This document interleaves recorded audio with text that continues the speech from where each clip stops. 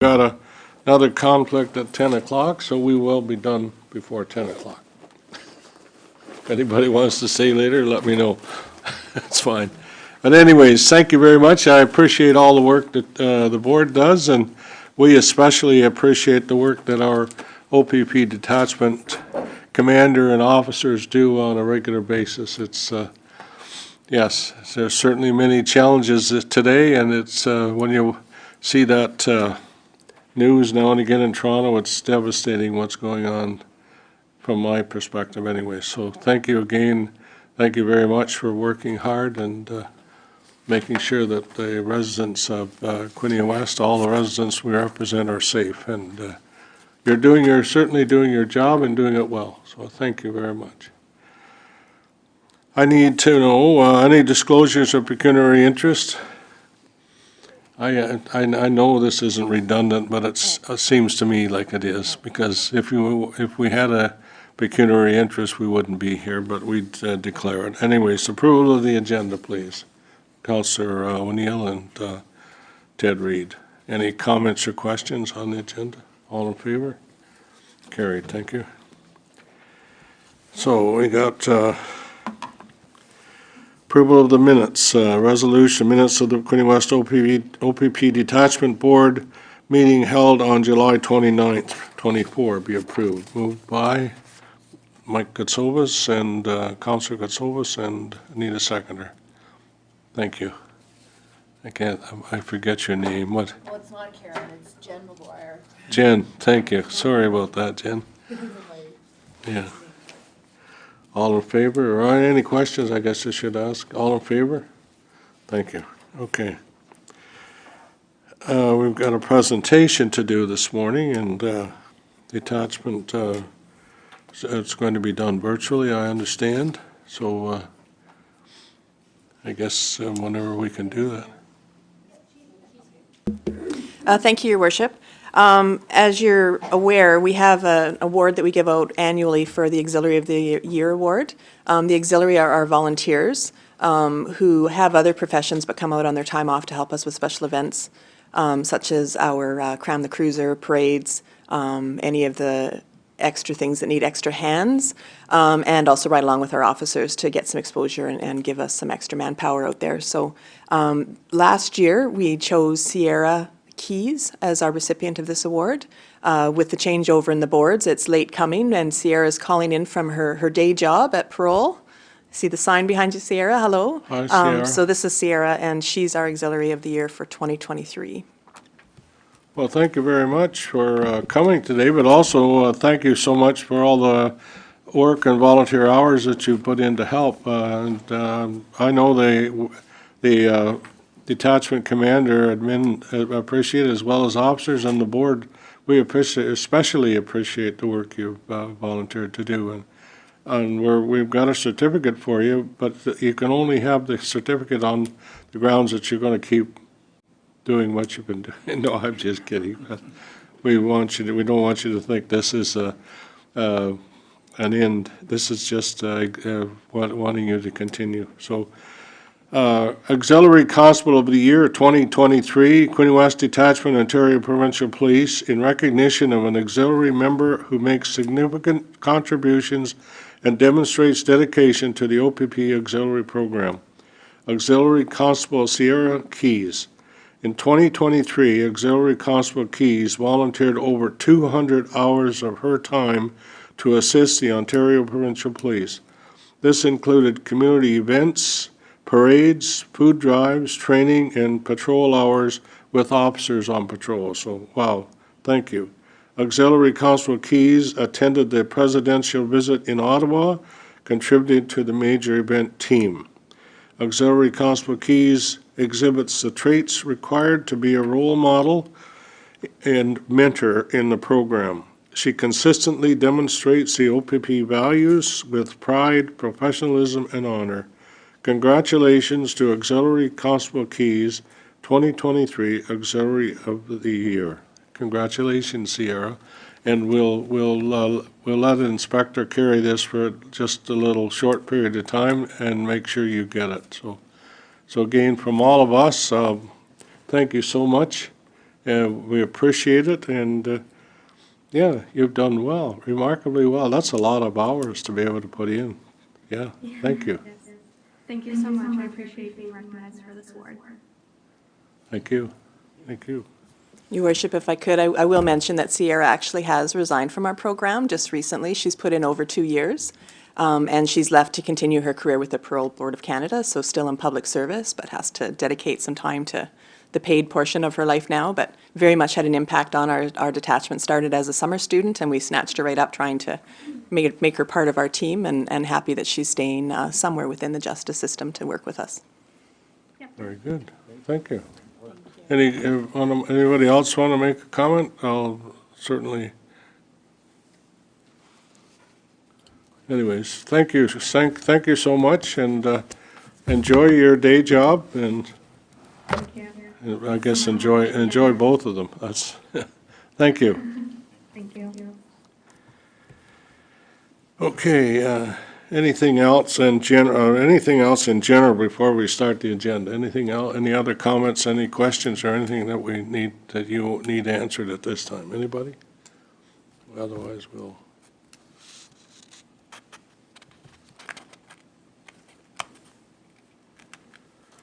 Well, I know that they've been busy, so that's okay.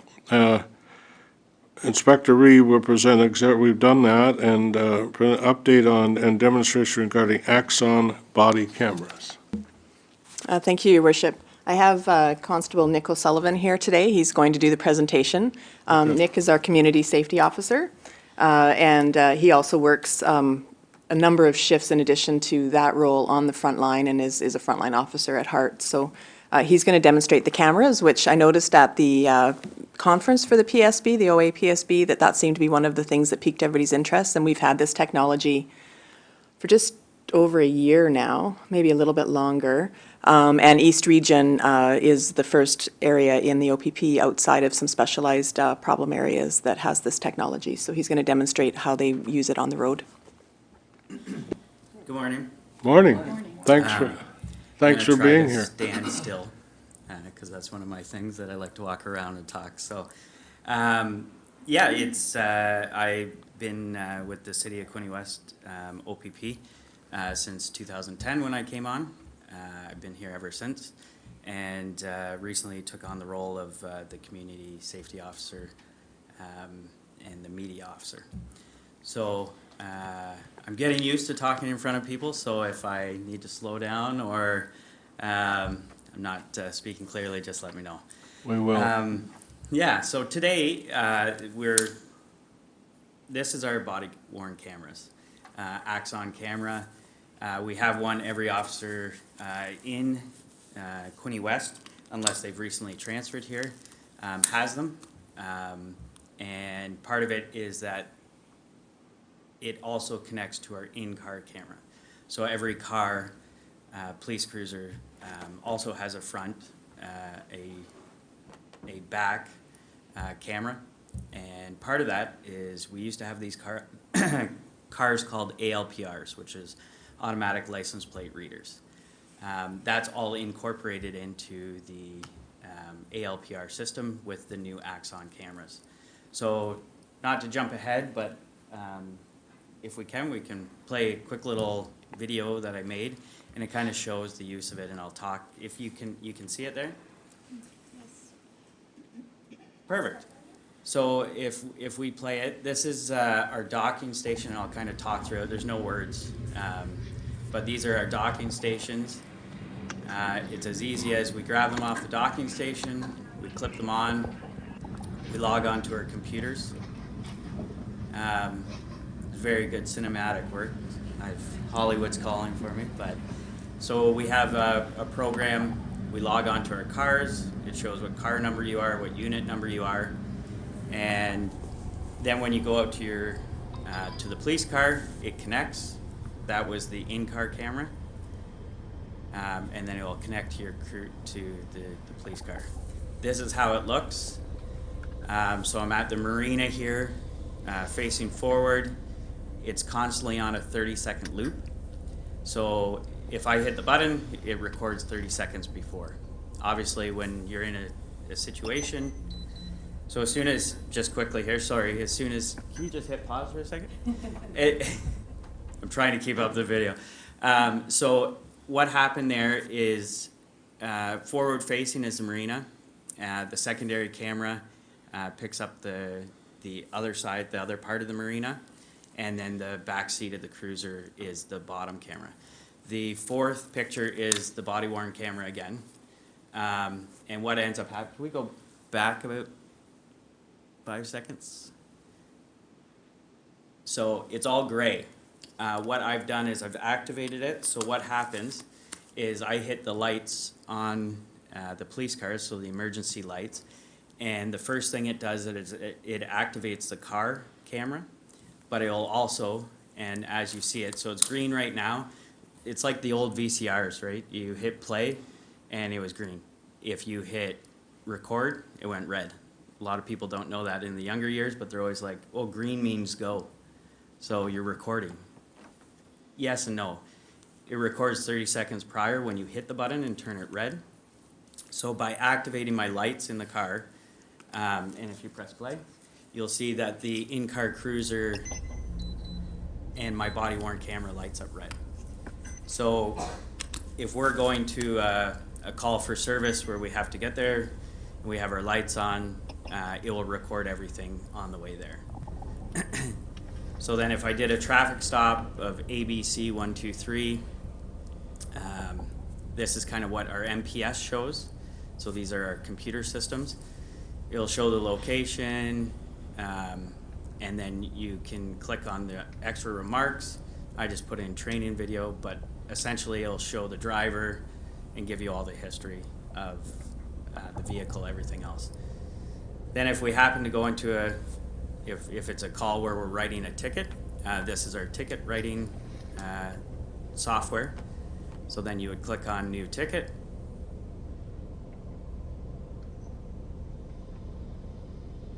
I'm doing this cross-handed while holding the camera, so and then it would bring up your ticket format, which again your name, your location, what courthouse, the address of the stop, the reason for the stop, and everything else. I'm only doing this because, again, this is printing out a fake blank ticket, but this is what we would see is at the traffic stop, any part of the traffic stop, it would dictate the words that were used, the location, and where the traffic stop started when you started the cameras. At the end of the shift, you come back, you put the camera in the reader, and it uploads the video. So essentially, I did a mock traffic stop. This is what you would see, and this is our cadet acting as the traffic, as the member of the public getting stopped by the police. So this is the 30 seconds before where there's no voice. You get the video after I hit the lights, but you don't get any audio. So as I think you see my hand reach up and hit the light button. That's where the 30 seconds starts.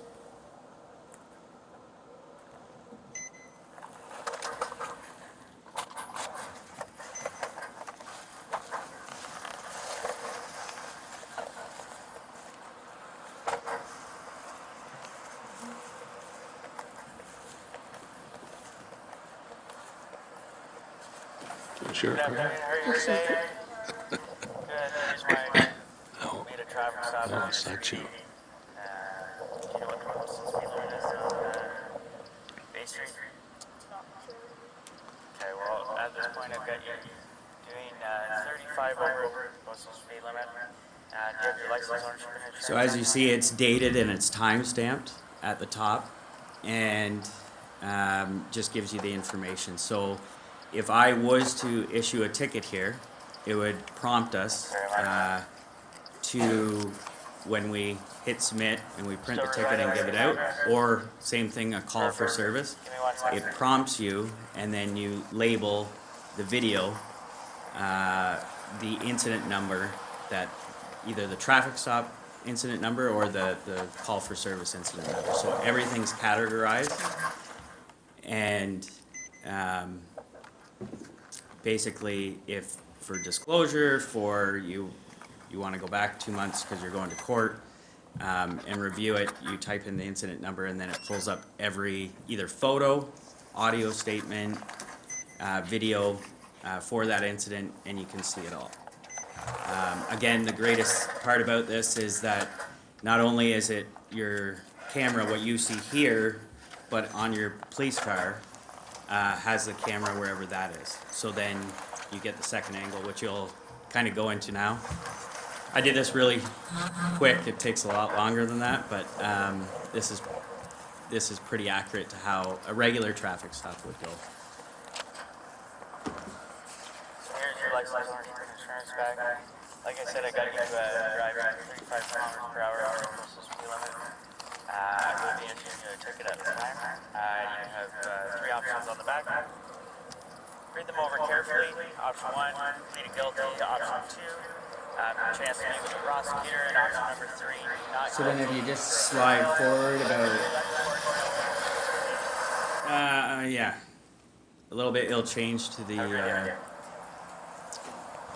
'cause that's just me walking back to the car and no one wants to see that.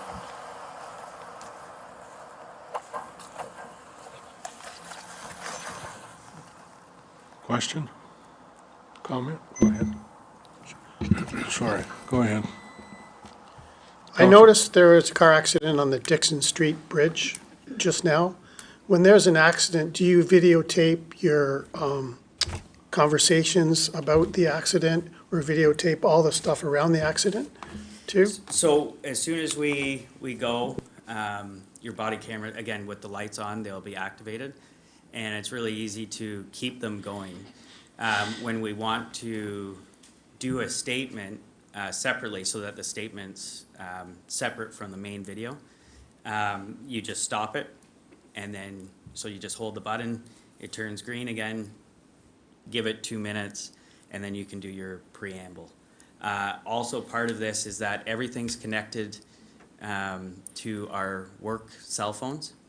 So we can just do a straight audio statement on our work cell phones that works through Axon, the same as the cameras, or we can do a video audio statement. And obviously the reason for that purpose is the best evidence, audio, video, or written. And if we have the capabilities of doing a video statement with someone, perfect. If we don't have the capabilities of doing a video statement, then we have the backup audio. Both are good and held up within the court system. But again, everything that the police tries to do works off the best principles of evidence, of the evidence. So again, if you go up to a car accident per se, and you know it's just a simple fender bender, and you know you put your video on, and it shows that you know a car bumped into the front car. It's pretty good to see, right? Anybody could make that assessment at that. Again, you show up to different things, and it could be a broader spectrum. So something that you might not have caught off the bat, you know, looking back on it, a detective or another officer could see something in your video. So once you're at scene, it's always on, and you know, hopefully you don't have to look back on things, but it keeps everybody accountable and presents the best evidence for it. But sorry, can you just slide that forward quick? Yeah, absolutely. And this is the last part of it. It just, if you, yeah, about halfway, it just shows the, so yep, that's right there is perfect. So you'll see this is from the in-car camera, just to quickly kind of show you the different angle. But then the officers should be on camera unless it's a, you know, a transport truck, a 53-footer, it can't see all the way around. But most of the time, the way that you position your car, you're able to have everything.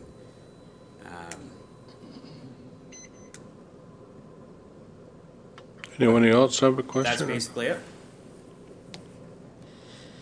Okay. Go ahead.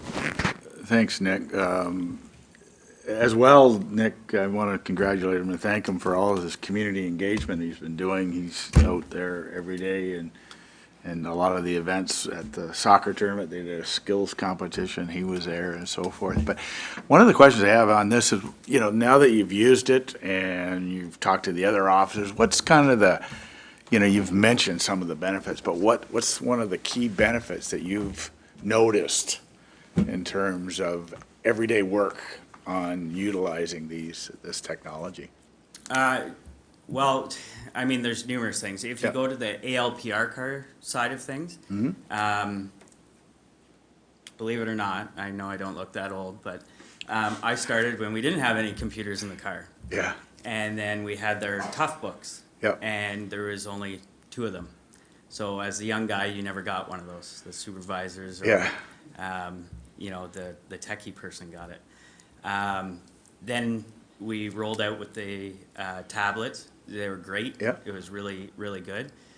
With the camera system, it allows you to do more work, but not actually physically have to do anything. And it sounds bad, but the ALPR car can run thousands of license plates a minute.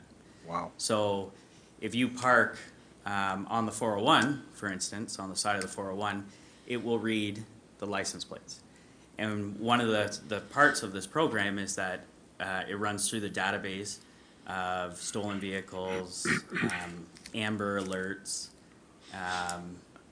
suspend drivers, people that, I mean, it used to do, but now we don't have val tags. So just those type of things. Yep. So you could sit out and get a stolen vehicle without having to try to read the license plate going by at 130 kilometers per hour. What it does is, part of the program is it will actually read the license plate and then tell you if it's a good read, but then give you an alarm and put out this sound that says this is what it is, and there's a higher frequency per, I guess, more. So a val tag would be a minimum sound, but a stolen vehicle or amber alert or a want, if someone's wanted, it gives a higher pitch. So essentially, as you're driving around, if for whatever reason the alarm goes off, it sends you a picture of the car with their license plate and then tells you what the reason is for the alert. Wow. So again, it's just giving us extra capabilities of doing a better job while we're just driving around. Before, you could just drive around and, you know, if you found something, you found something. Yeah. Now the proactive policing is with the technology, it allows it to advance that much quicker. Good. And on the other side of things, me personally, I like the idea of it for being, and I like to call myself older, but one of the more experienced officers. Technology and me have a lovely little love-hate relationship. Yeah. But it is super easy, and it is perfect because it gives the exact same thing that you put into your notes. It gives on video. Great. So it keeps you accountable, but also it allows that if a complaint comes in, they can look at the video and see exactly what happened. So it helps out in the regards. Good. Thank you. Yeah. Ted, yeah, go ahead. Just wondering, how long do you keep the data on your database, like for each one of these stops? Ooh, that's a tough one. I don't know. It's on a server, and I think it's kept for the same as. Yeah, it's indefinite, forever. Is it? Okay. And once it's on there, we have no. You see the Hollywood movies and everything else. We have no access. We can view it and watch it, but it stays on there. I guess what I was wondering is, it takes a long time for a court case sometimes, and Yep. those kinds of things. But I can see in terms of court, as you were saying, everybody was saying, it takes away the he said, she said, he said stuff, Yep. and that it's all actual, so that's great. Yeah. Thank you. It's honestly, it's a great tool, and again, we have to advance with technologies and everything. Everybody has a cell phone, and you're on camera, at every building that you go into. So it's not a weird thing anymore. yeah, Yeah, thank you. The last 10 seconds partially answered my question. Just for a bit more context, it automatically records from that angle as soon as you stop. I'm just thinking of the officer's safety. If a car were to get dangerously close and somewhat almost clip you, it's recording automatically the whole entire scene? So as soon as the lights come on, it's recording, and then kind of one of the first 30 seconds of the video, you see a thing in the windshield and it's blinking white. I would have to come back and physically turn that off. So Okay. as soon as the lights are activated, they're on until I come back and then turn it off. So typically at the clearing of a traffic stop, you would turn it off. That being said, you know, if everybody's kind of, it's at an accident, someone's being transported to the hospital and you're waiting for a tow truck to come, and the tow truck could be, you know, in a snowstorm, it could be forever, right? You're not gonna keep the camera going to watch snow. Right. But that being said, you could forget about it and it could run. But that basically it's on until you physically hold the button to turn it off. So it's a kind of nice safety feature. Hopefully it never happens. Does it happen? A lot, but that's why we train for our approaches on cars, and of course the 401's different than, you know, a telephone road. Just a shade. Yeah. Yes, go ahead, Sheila. Does the camera ever accidentally go on? Yes, so I can tell you that probably have numerous times. It's the same thing as, you know, it sounds really horrible, but we have these lovely radios and they have emergency buttons on them. You never want to be the officer that sits down and accidentally hits the emergency button, because you have to confirm that you're okay, someone else has to confirm you're okay, and it's embarrassing. However, these are good, and they're good for that reason, that for whatever reason I'm walking down the hallway and I pull a nick and run into the wall, I can set it off. What ends up happening is that we have a vetting staff that goes through it, and any of those, you know, 10-second videos of me running into the wall, that just, it's non-needed. It's not attached to an occurrence or anything like that. So do they come on? Yep, 100% of the time. Hopefully you aren't using the washroom at that time, but we have lovely things set up in place that, you know, you don't bring them in the change room, you don't bring them in the washroom, and so forth, to kind of vet those out. So there's a certain amount of naturality about them, right? Once you wear it, and you get used to wearing it, it's another piece of our equipment, our tool. I think it's a very important tool, and I mean, it's a lot better than when they originally came out with them 10, 15 years ago. But very good quality. And yeah, they tell the story, right? Anyone else? Well, thank you very much. How are all the other Sullivans I know? Everybody's good? He's still tall. Yeah. That's good. That's good. Well, Thank you very much. thank you very much, and we're glad that, you think you're outdated with those cameras, right? I'm reduced to almost a rock at home. Yeah. That's just something they kick, and as their grandsons get in the tractors and everything, and they push these buttons, and yeah, Yeah. I'm done. Yeah, I hear you, but no, I appreciate the time, and thank you. Any other questions? By all means, reach out to me. Any events coming up?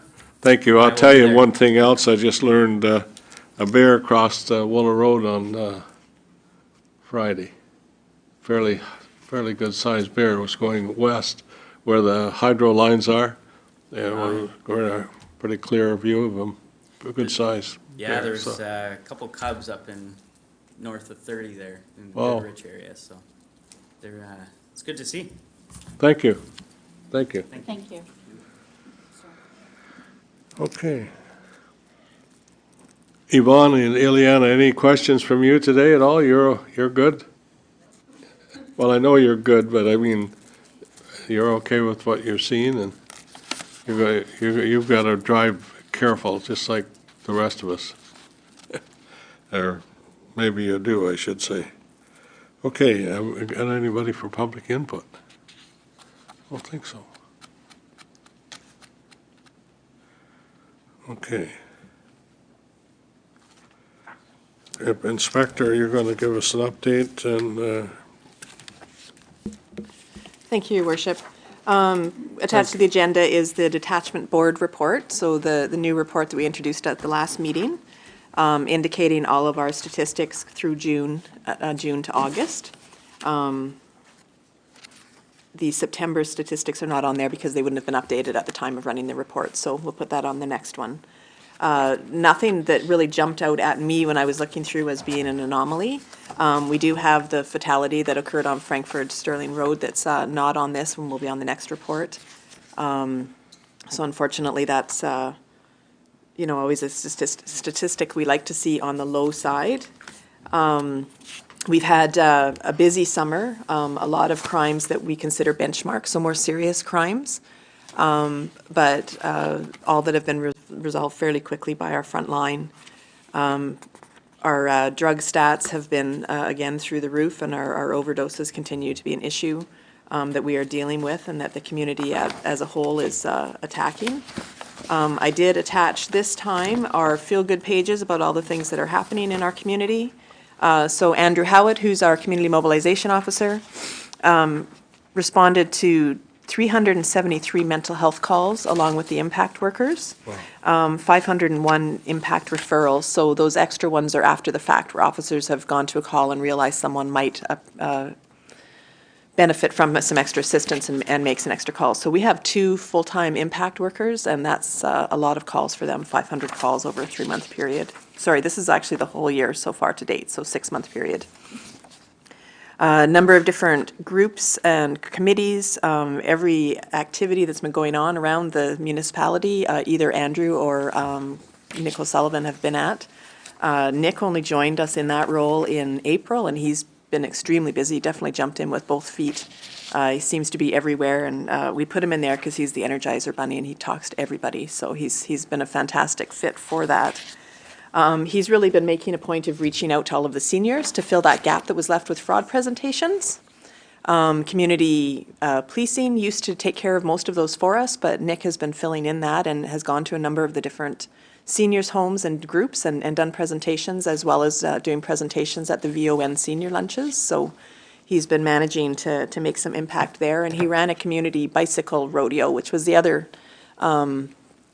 program that community policing took care of, and we ran it at one of the local churches who donated their parking spot for us, and had a number of members of the community come in, as well as one of the spouses of our officers who's a bicycle technician came in and fixed hundreds of children's bicycles for them. It's a very, very busy day for him. A number of school visits. Constable O'Sullivan has been in the process of collecting updated maps of all of the schools so that we have blueprints for our own files. As well as working with them for lockdown procedures and all of the feel-good things that he can do. Terry Fox Run is what he's been busy with the last couple weeks. He's been all over town helping the schools with their runs. So very impressed with the impact that they've been having on our community. One of the other things that we don't see very often that Constable Sullivan was able to do for us is reach out to our youth foundation.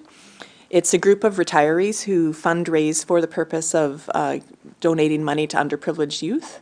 And we had 2 youth in our community who were in the need for some equine therapy.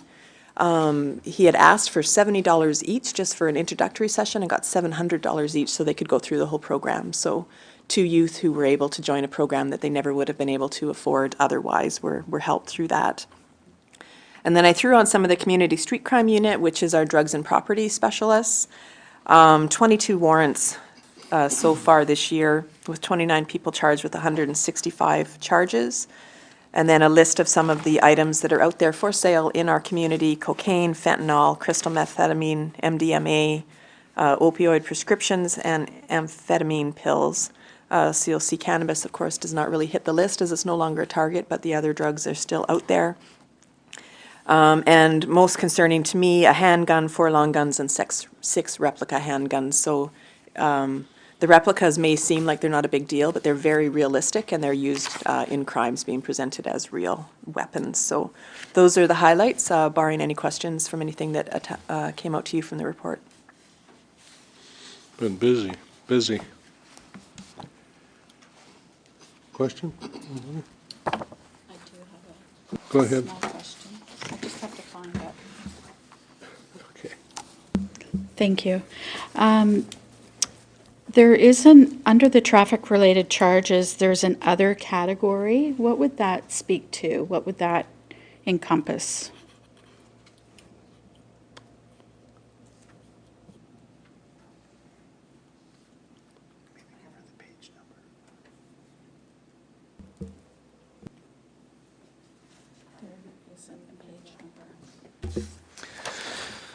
Thank you. So generally in the traffic-related charges, they tend to highlight kind of what we target as the big four. So often the primary causal factors in collisions and the major ones, such as speeding, distracted driving, and whatnot. So other driving factors would include other less frequently charged offenses like following too closely and other Highway Traffic Act offenses that aren't as prevalent but still a concern.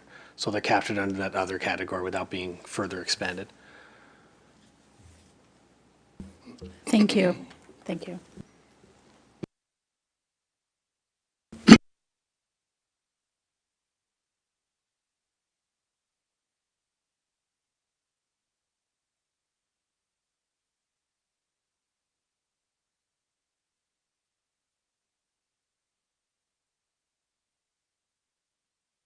Uh, Did I hit it? There you go. There we go, we're green. Okay, it's worth repeating, I think, that I got a fraud virus, and so everything I see relative to fraud, I pick my eyes up on.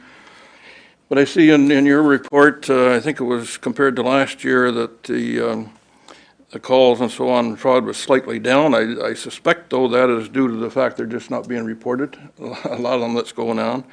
But I see it referred to here, and I'm jumping over into the next agenda item a little bit, but I was really glad to see on your input vehicle for your survey is that there's at least 3 questions on it related to fraud, and you're getting input on the fraud awareness and all that type of stuff in the community. So anyway, congratulations for that, and that's great.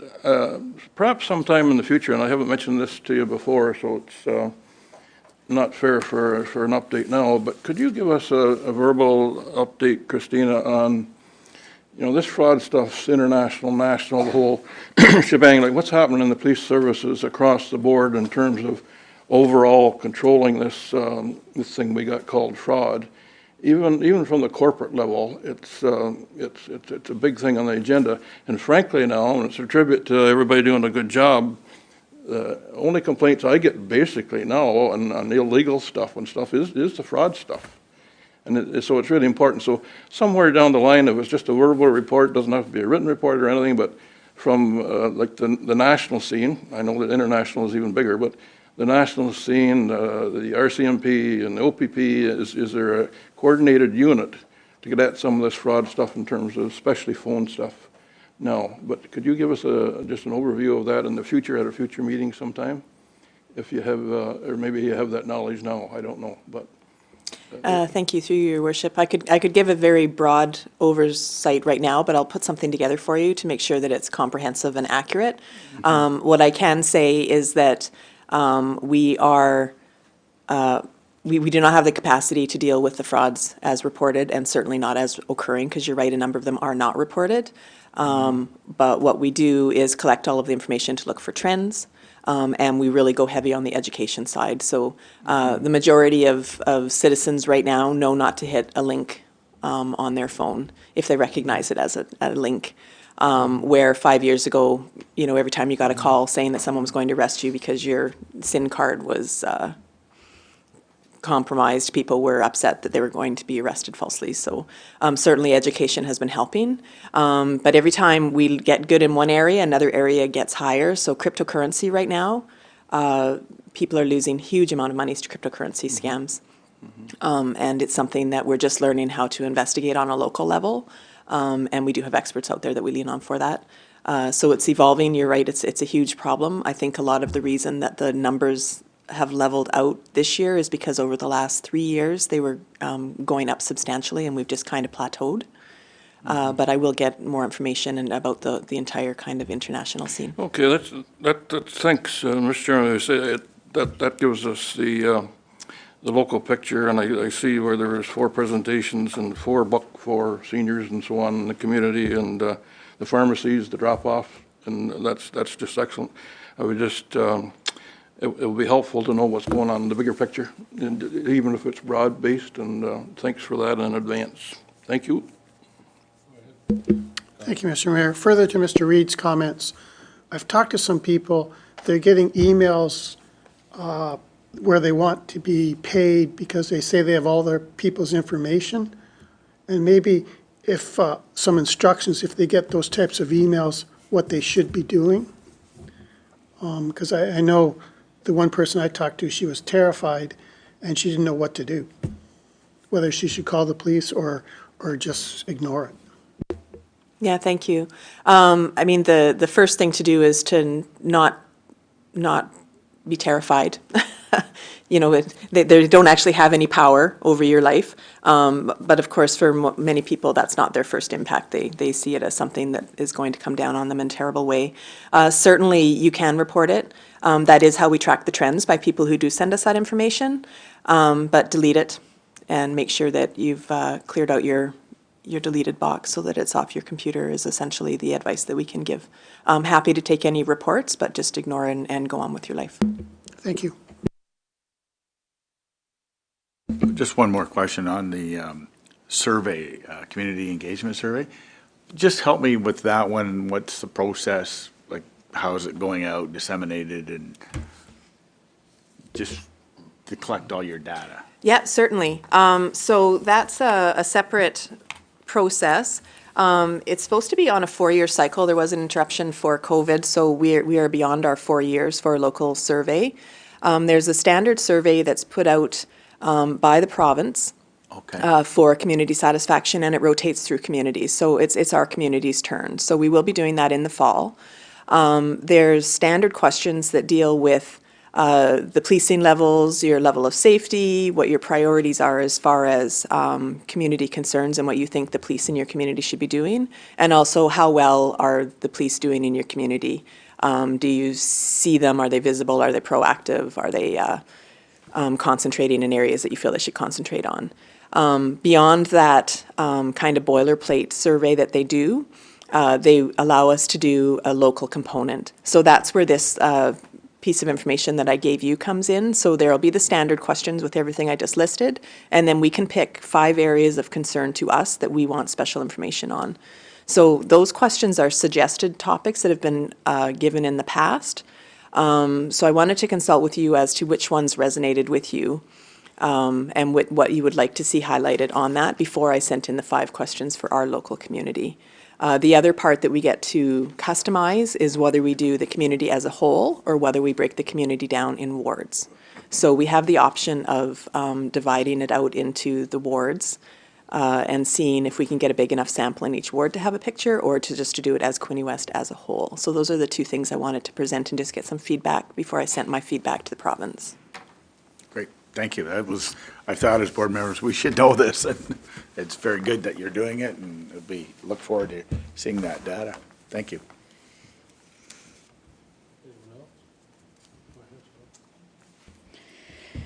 I'm just wondering if there's a timeline that you would like the board to have, any suggestions or updates?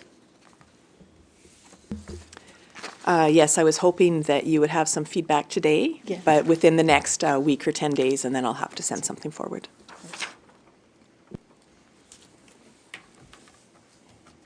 I'd be glad to make, oh, sorry, go ahead, Jim. If I may, obviously with me, the fraud questions up front, and then I see there's 2 newly added popular question choices. Fraud's mentioned again, and I believe it's, question 2. under the newly one that's number D, if that could stay, that would be great.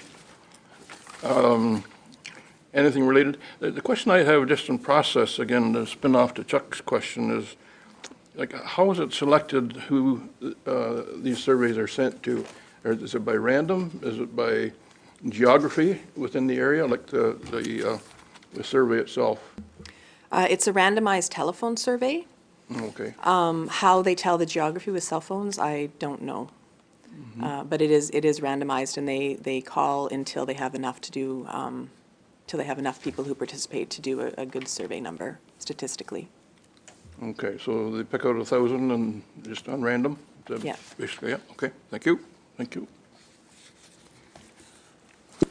Anyone else? Any comments on the training, the board training? Done. You're done, I'm done, I quit. I'm not done. I got one section done. And I just think it's ridiculous. The section I did is all on harassment, and we don't deal with that. Inspector, you have a responsibility to do your job based on the legality of what's required of you. And there's no, anyways, I got through it, but I'll tell you, it was a lot of tension on my part to get it done. And I don't know how many more sections, but I know I've got some more to do, so. The fourth is the worst. Fourth is the worst? Yes. Oh, geez, I thought I'd already done the worst. Oh, no. I'd like to know when the fire truck is gonna take our graduates around. Yeah. Well, I phoned through on Thursday or Friday to the person in charge, and nobody's even contacted me yet. But I did leave a little indication of what my concern was. Maybe that was my mistake. But So that training, relevancy aside, is mandated under the new Community Policing Safety Act. So they've painted everybody under one brush with things that they need to know. O.P.P boards, municipal boards that do deal with staffing issues. And then we also, the staff sergeant and I took the training with you. And then this week it came out that all of our police officers have to have that same training. So you may make your feelings known, but the legislation has already been written. that's the unfortunate part, isn't it, you know?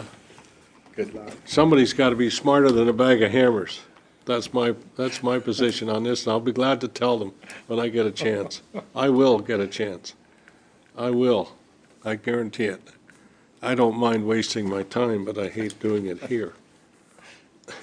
So, anyways, those are my comments. Maybe nobody else feels the same way as I do, so let's hope you don't. Anyways. Anything else? Anything else? Any other comments or anything I've missed? Go ahead. In regards to this survey, I have some questions about it, but I also would love to have a conversation with just you about this Yes. survey. And is it possible just to reach out to you to do that?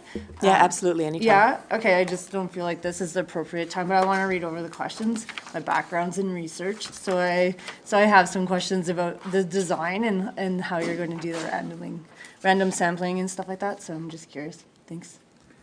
Good, great. Anything else? Okay, we're ready for the adjournment. Yes, thank you very much. Oh, Virginia?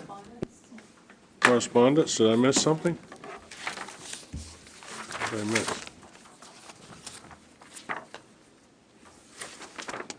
Just to receive it, move. Just receive it, that's all. Okay. Mike Katsovas moved, seconded by Councillor O'Neill. Any comments or questions on it? All in favor? Thank you. 2 for adjournment. We're done, Virginia. Thank you. I just want to clarify on the agenda, we still have community survey input. I need a mover and a seconder, and then I have adjournment. So all this Okay. discussion Put that it all we've on just the had, same. I've written, but I still need a mover and a, Yeah, you got 2.